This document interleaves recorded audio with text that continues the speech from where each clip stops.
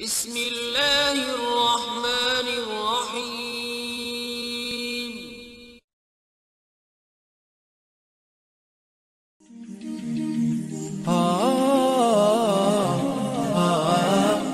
Bismillahirrohmanirrohim. Assalamualaikum warahmatullahi wabarakatuh.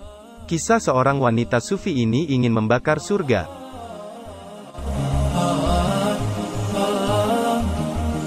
Sahabat beriman yang dirahmati Allah, siapa yang tidak kenal dengan sosok sufi wanita paling terkenal ini, yaitu Rabiah Al-Adawiyah. Dia adalah seorang sufi wanita yang nama dan juga berbagai macam ajarannya telah menginspirasi para pecinta ilahi. Dia dilahirkan sebagai anak keempat dari 4 bersaudara.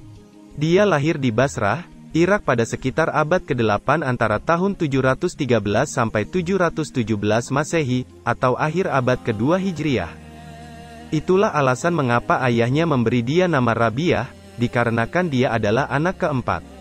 Sebenarnya, ayah Rabiah sangat ingin mendapatkan anak laki-laki, karena ketiga kakak Rabiah semuanya perempuan, dan kondisi keuangan keluarganya bisa dibilang kurang. Setiap hari, ayahnya selalu bekerja keras untuk menghidupi keluarga Rabiah, karena saat itu saudara-saudaranya masih kecil-kecil.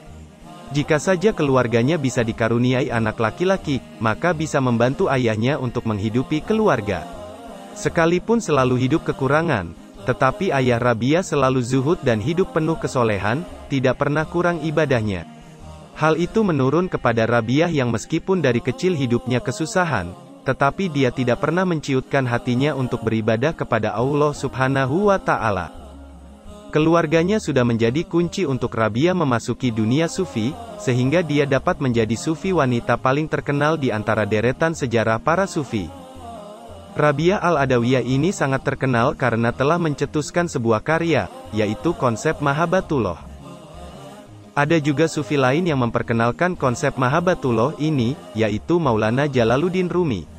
Rumi banyak mengenalkan mengenai konsep mahabbah melalui syair-syairnya, terutama yang Masnawi dan Diwan Isyam-i Tabriz. Di sepanjang sejarah, konsep yang dicetuskan oleh Rabiah ini sudah dikenalkan pada banyak kalangan.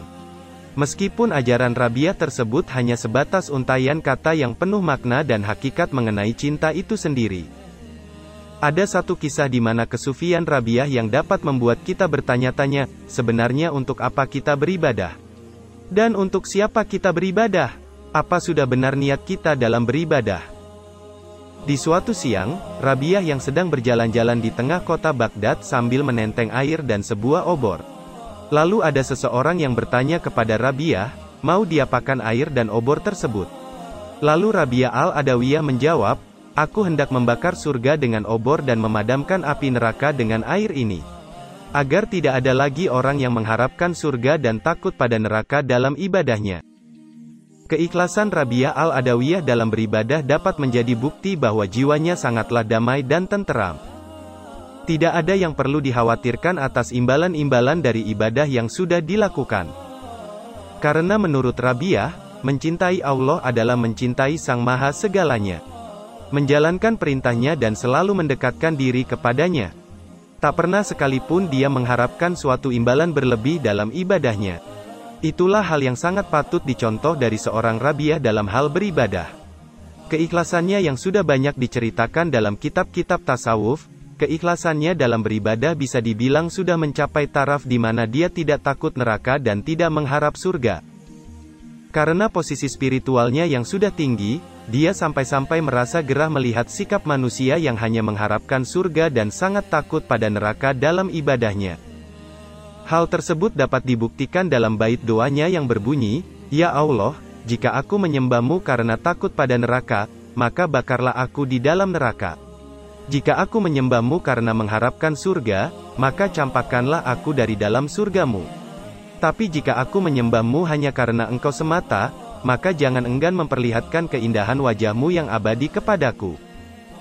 Dalam kehidupannya, Rabiah yang seorang spiritualis sejati hampir sering mendengar firman-Nya yang terdengar dari lubuk hatinya yang paling dalam, berhati-hatilah Rabiah, janganlah engkau sampai mengharapkan bahwa aku akan menganugerahkan semua kenikmatan dunia kepadamu sehingga pengabdianmu kepadaku terhapus dari dalam hatimu.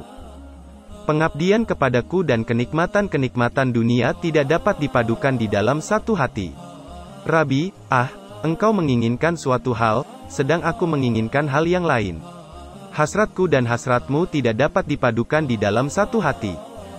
Bagi Rabiah, sholat sudah menjadi keniscayaan yang tidak boleh ditinggalkan dalam keadaan apapun.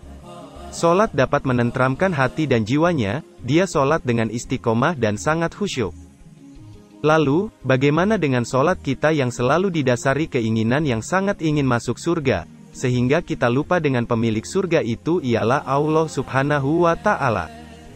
Dari kisah Rabiah di atas, kita serasa ditampar oleh kenyataan bahwa memang kurang keikhlasan kita dalam beribadah. Kita hanya mendekatkan diri kepada Allah Subhanahu wa Ta'ala jika ada maunya saja. Bahkan ketika kita senang, tanpa sadar kita akan melupakannya. Kita bahkan selalu mendambakan kesenangan dunia yang hanya semata dan melupakan kesenangan akhirat yang abadi. Marilah kita perbaiki niat dalam beribadah dengan penuh keikhlasan dan beribadah hanya karena Allah Subhanahu wa Ta'ala semata. Hikmah keikhlasan beribadah dari kisah Rabiah ini memang terlihat berat untuk hamba-hamba seperti kita ini. Meskipun masih merasa takut kepada neraka dan mengharapkan surga, setidaknya keikhlasan beribadah Rabiah bisa kita jadikan teladan sebagai seorang muslim. Demikian kisah yang saya sampaikan, semoga bermanfaat untuk kita semua. Amin, ya Rabbal Alamin.